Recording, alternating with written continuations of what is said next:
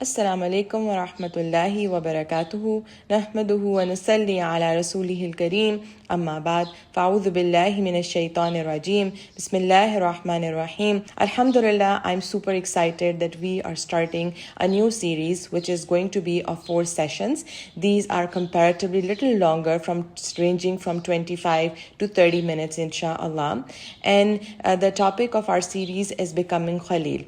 As the month of Zulhijjah is approaching, let's learn about the Khalil of Allah. Let's learn about Prophet Ibrahim and aspire to be one of the Khalil of Allah. We probably know the story of Ibrahim alayhi salam, and the story comes in various phases of his life in the Qur'an and also in the Hadith literature. But knowing the story is not just enough. This is the first step. But the purpose of the story would be that how do we connect to the story? What are the lessons that I am taking from the story?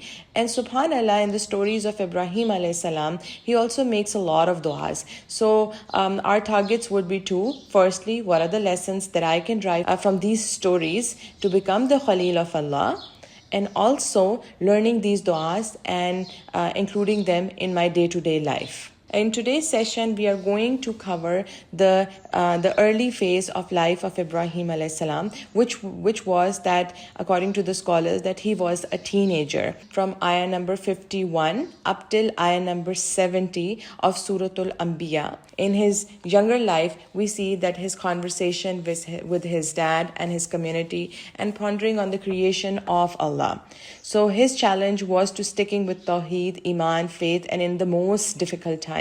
First, we'll listen to the recitation of these ayahs, starting from ayah number 51, and then we'll take it from there. So, ba'da a'udhu billahi minash shaitanir rajeem.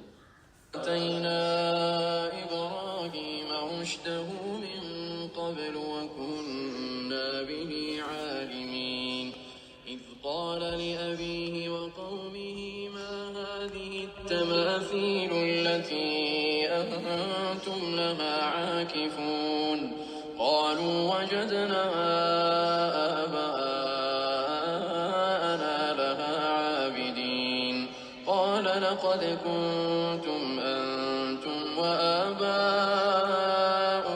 في ضلال مبين قالوا أجئتنا بالحق أم أنت من اللاعبين قال بل ربكم رب السماوات والأرض الذي فطرهن وأنا على ذلكم من الشاهدين. From ayah number 51, وَلَقَدْ آتَيْنَا إِبْرَاهِيمَ رُشْدَهُ مِنْ قَبْلِ وَكُنَّا بِهِ عَالِمِينَ. And indeed, surely, we had granted Ibrahim sound judgment early on, for we knew him to be worthy of it.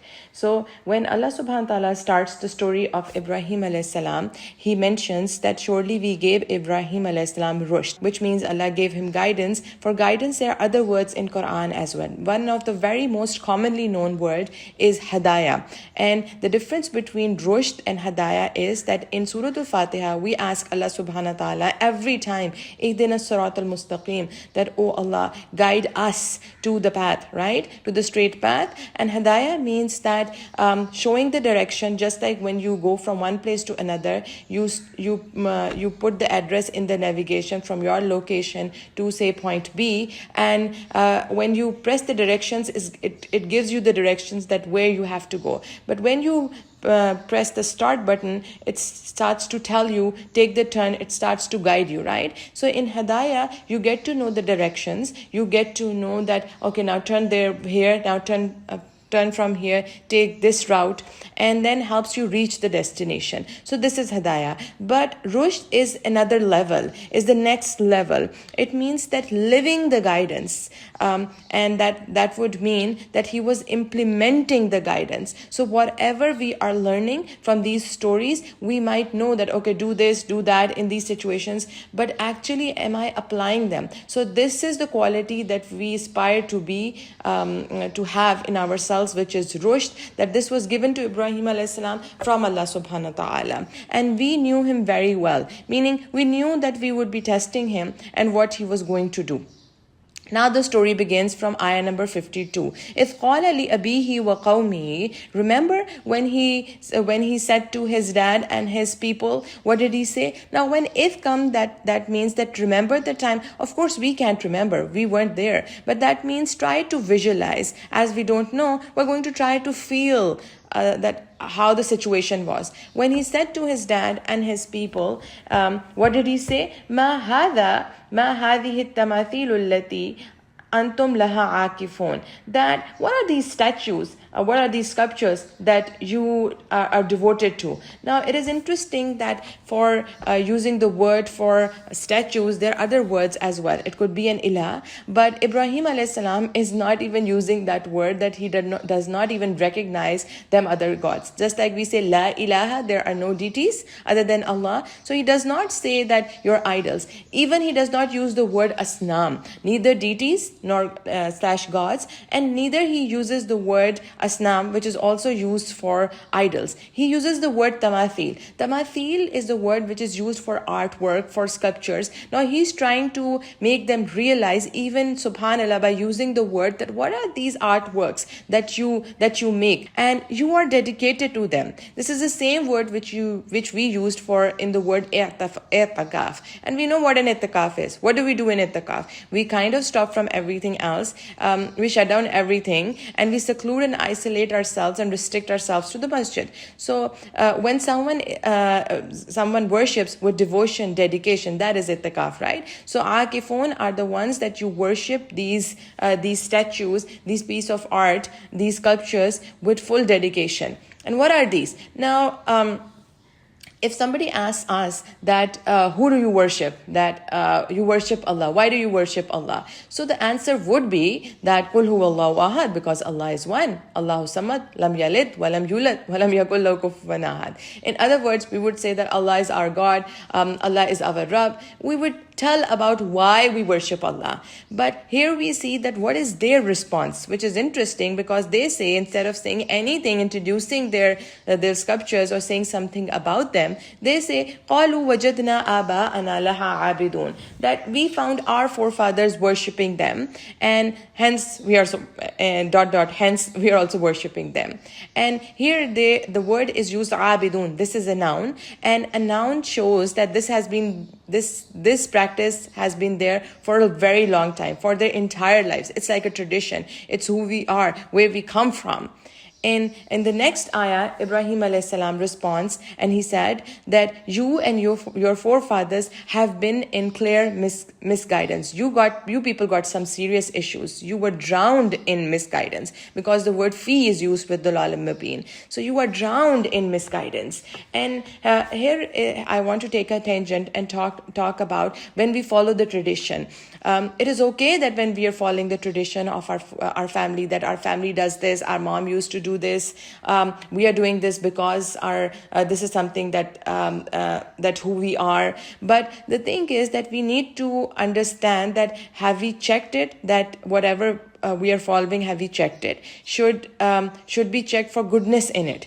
Otherwise, we need to abandon it if it is something which is of disobedience of Allah subhanahu wa ta'ala, if it does not have anything khair in it, if it is purposeless. Because Sahaba are the one who broke the tradition. They did not follow what their forefathers were doing because it was not right. But if it is right, that is okay to follow. But we need to know that why are we following or doing something. In ayah number 55, the story continues. They say that, have you brought something that is truth, that is like legit, for real? Or are you messing around with us? So was Ibrahim alayhi salam kind of messing with them? Or was he telling them a joke? Was he telling them something which was not true? This statement just shows that they were delusional. And Ibrahim alayhi salam was very serious when he was sharing all these things about Allah subhanahu wa ta'ala. And he was making them think that how can you worship something that you made yesterday, polished yesterday, or came for repair yesterday, right? So next, instead of saying that, I was thinking that if it was us, if somebody tells us that are you kidding, or is this legit, is this real? The reaction would be, yes, it is real, I'm not kidding. He does not say any of that. He's so focused. He says, قَالَ بَلْ رَبُّكُمْ رَبُّ السَّمَاوَاتِ وَالْأَرْضِ, that he said that rather your Rabb. Now he could have said that my Rabb, because you follow the asnam, you kind of worship the tamathil, the statues, the piece of art, the sculptures, and my Rabb, he is this and that. No, he's kind of associating Rabb with them, that he is your Rabb.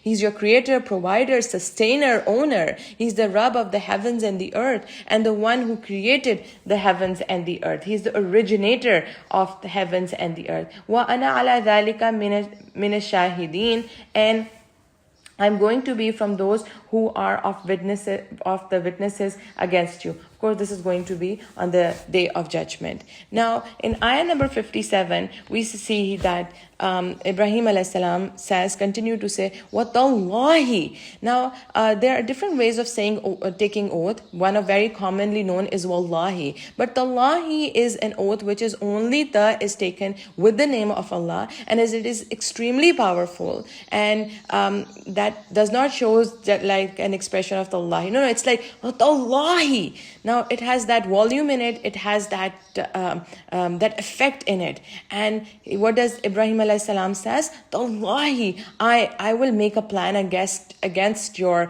asnam, against your idols, after you have turned your backs and gone away.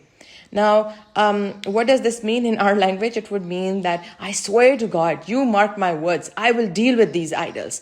Now, if somebody comes up and says something like that, kind of threatens, and if consider that threatens, just place yourself there, that somebody comes and threatens you, what are we going to do? We'll take precautions, right? We'll keep an eye on that person, and we will be careful. Probably remember that, oh, that person was flipping out yesterday. We should change the locks, or we should keep an eye on him. But what did they do?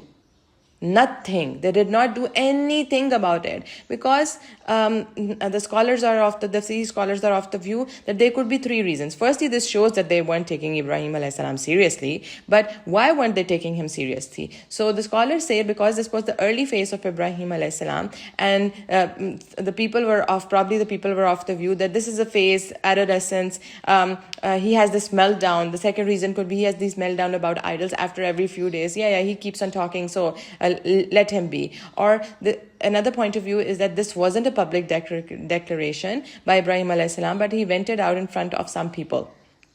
Now, as we know from other places in Qur'an, all of the people, they went out and they went to kind of a party, as in something, a community festival or something, where everybody went except of Ibrahim alayhi salam. Surah Safat tells us that Ibrahim alayhi salam says that when everybody insists that why aren't you coming, he says ana saqim. He says that I don't feel that good. Now it is interesting that Ibrahim alayhi salam, he does not say that I am, for the word for sick could be marid, when you're physically ill, and he is the one who has taught us this dua, wa idha marastu fahuwa yashfin. So he has that word in his vocabulary. He knows that what physical illness is. But he says ana saqim, that I don't feel so good. So he wasn't actually lying when he stayed back or making any false excuses. What did he say? I don't feel good about this. Whatever the conversation that had been happening and the way people behave, I don't feel good about it.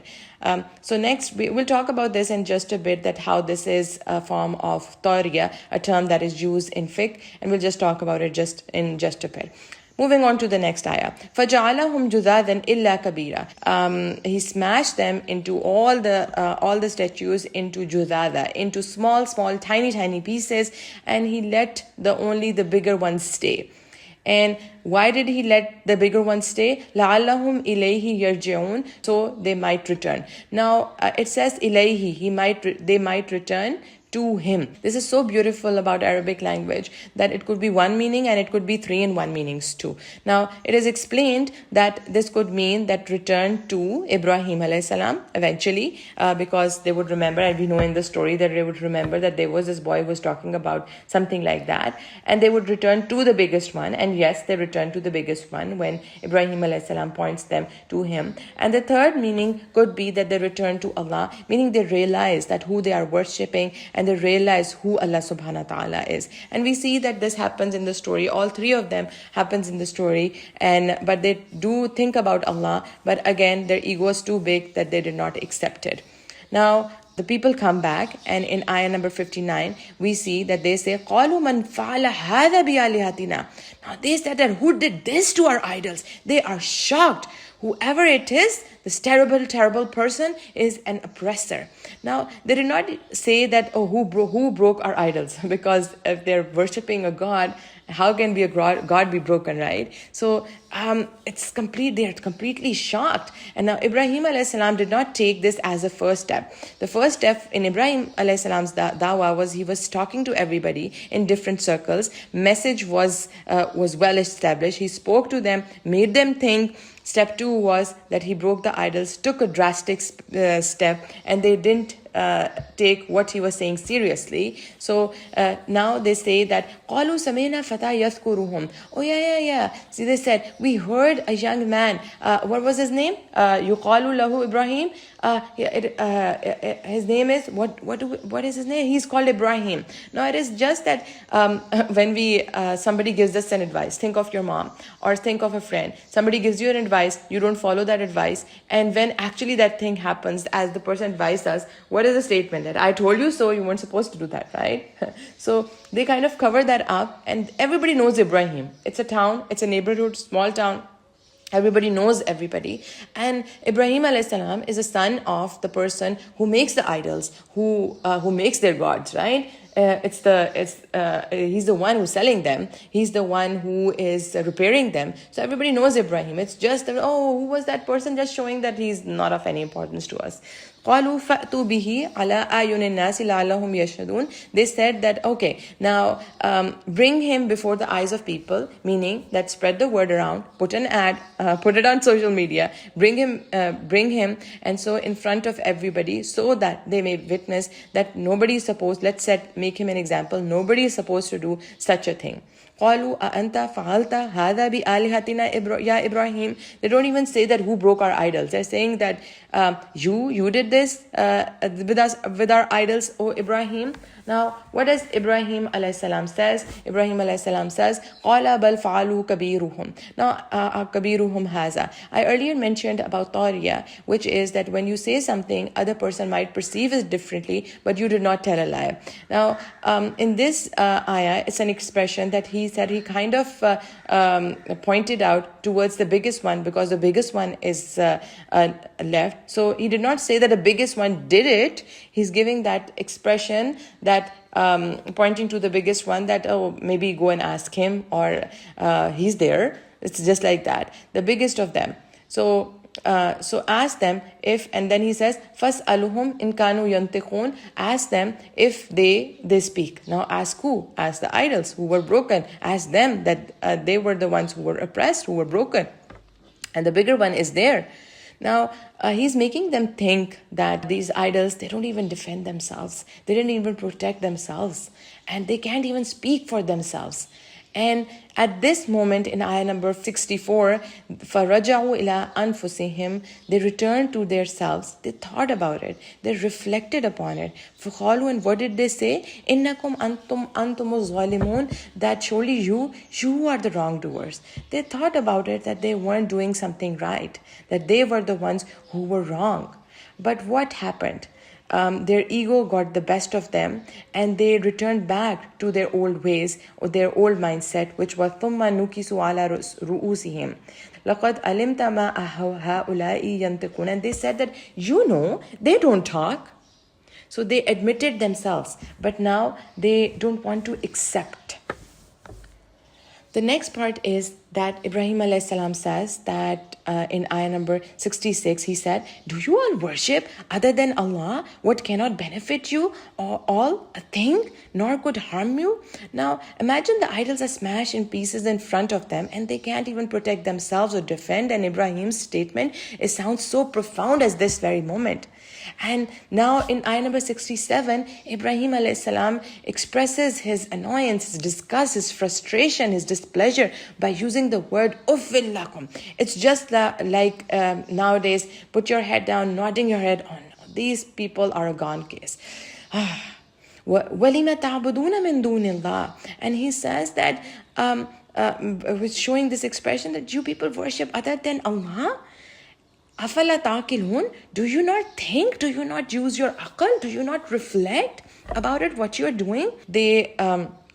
They resort to violence, and now they cross the line. What do they say? قَالُوا هَرِّقُوا وَانْصُرُوا آلِهَتِكُمْ إِن كُنْتُمْ فَاعِلِينَ. Now they do an emotional religious propaganda. What do? Firstly, they say that let's burn Ibrahim, and harik is word, adabul harik is a word that is used in Qur'an, and they say that they built a huge fire with humongous flames. This is the big nasty fire with flames. It's not a small one.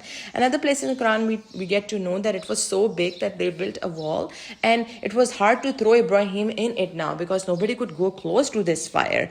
And so eventually they built something like a catapult and threw him inside this big hole, big pit of fire. And they say, one suru, and help your gods, that they said, burn him into big blazing fire and help your gods if you're going to do anything about it. Now, Ibrahim a.s. made them look foolish. And this is like an emotional propaganda to people that help your gods, deities, by burning him. They are giving this emotional propaganda. And now they started to build the fire, constructing the fire, and built a huge big thing while keeping him captive. In Surah Safat, Allah tells us when the day of throwing in fire comes, they built a catapult / a wall to throw him in.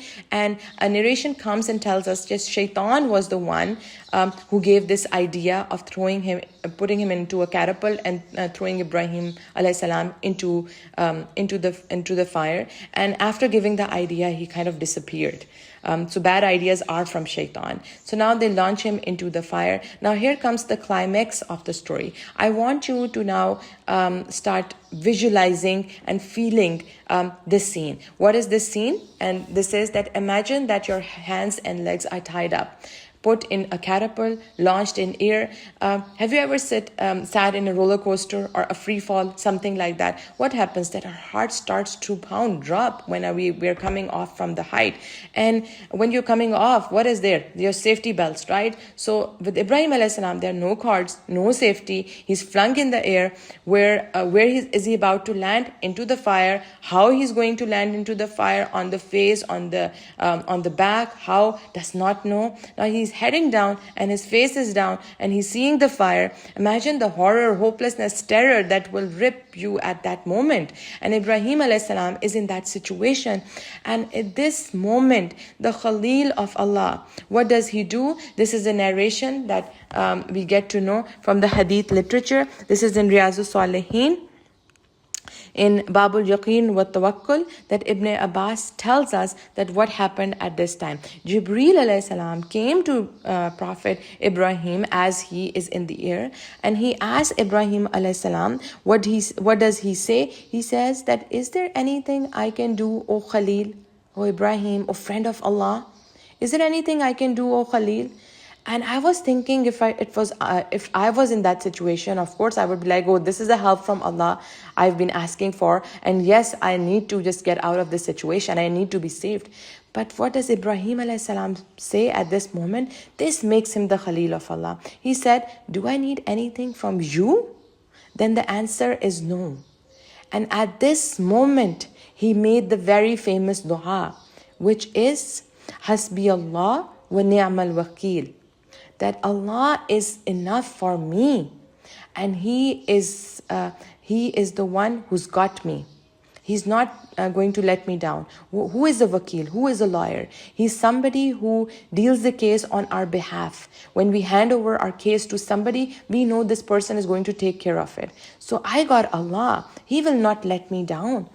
And this is the moment he makes this dua. He directly asks Allah subhanahu wa ta'ala what happens next. We'll come back to this dua in just a bit. In ayah number 69, he drops in the fire, and Allah subhanahu wa ta'ala, as he called Allah, Allah directly intervened. He did not tell Jibreel alayhi salam to save him, but Allah said to fire, "O fire, become cool and safe for Ibrahim." And it is interesting that Allah told fire, "Kuni bardan wa salam." Salama ala Ibrahim, that be cool. I was thinking cool was enough if the fire was stored. But fire would have been so obedient, the scholars say of tafsir, it had been so obedient that it would turn very cold, meaning it could cause, he could even freeze to death. So Allah says, cool for Ibrahim, at the same time, safe for him as well. And the story ends with ayah number 70, that they intended to carry out an elaborate plot.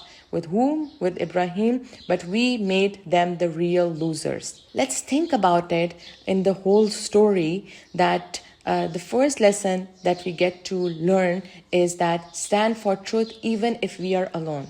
As teenagers, as young adults, even at our 40 plus or at any age, we may face pressures every day. Friends pushing us to fit in something, social media trends, fear of being left out. But Ibrahim alayhi salam's story teaches us that you don't need a crowd to be right. And the truth does not depend upon the popularity. Even if we are the only one choosing honesty, modesty, or prayer, we are stronger than we think we are. The next lesson that we get to know is of the tawakkul, because dua is this. This is the tawakkul. Hasbunallah wa ni'mal wakil. That Allah is enough for us and He is going to take care. He's the caretaker. He's going to take care of the matters. To trust Allah completely, this tawakkul. When Ibrahim alayhi salam was thrown into the fire, he did not panic. He did not say, why me? This is unfair. He trusted Allah fully. Tawakkul means doing our best and leaving the rest to Allah. For us, this could be studying hard but trusting Allah with the results. Being kind even when others aren't. Staying firm in our values. Sometimes life feels like a fire. We might not have a big pit of fire, but sometimes the circumstances of life feels like a fire. A stress, exam, friendships, pressures, what-not. But Allah can turn any fire into coolness. With this dua, Hasbunallah wa ni'mal wakil. So this is the story of Ibrahim alayhi salam in his early phase. I did mention that we'll talk about one thing, which was tawriya, which we get to know in this story that Ibrahim alayhi salam did twice, which was he actually did not lie, but he said two statements which would be perceived differently by the other person.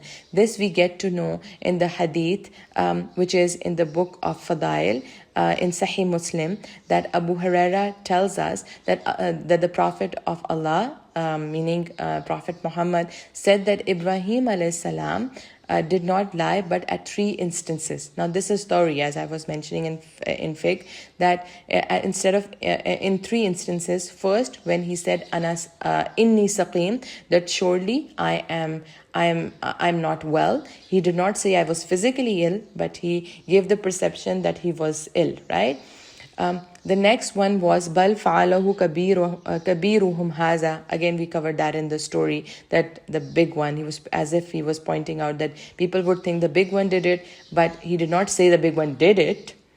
And the third situation is when Ibrahim and Sarah alayhi salam, they were traveling and they came across a land where the tyrant king did not have good intention with Sarah alayhi salam. And to come out of that situation, Ibrahim alayhi salam said that about Sarah, that she is my sister, but actually she was his wife. But to get out of that situation, again this is tawriya, that he did not lie, because when he said that innaki ukhti, meaning that it actually meant fa innaka ukhti fil Islam. This is what the hadith tells us, that she is my sister in Islam. So the king did perceived it as that sister, the literally sister, but actually he meant sister in Islam. So this is permissible in dire circumstances. We don't go ahead and keep on doing tawriya, but these are the situations in which our religion is getting, in our obedience of Allah is getting shaky, or we need to get out of a situation. So tawriya can be used. But we know that Ibrahim alayhi salam would be fearing about this story on the day of judgment and not presenting in front of Allah. When people would go to them and say that ask Allah to start the day of judgment, he would fear that I did tawriya 3 times in my life and I'm scared of being presented in front of Allah. So may Allah help us become the Khalil of Allah. May Allah give us these qualities of Ibrahim alayhi salam. May Allah give us that rushd, that whatever we are learning about the guidance, we are able to act upon it, and we are able to include these du'as in our circumstances of life. When we feel the fire in our life, we are able to use these du'as as Ibrahim alayhi salam did, and the du'a is Hasbunallah wa ni'mal wakeel. We'll end up here. Assalamu alaikum wa rahmatullahi wa barakatuhu.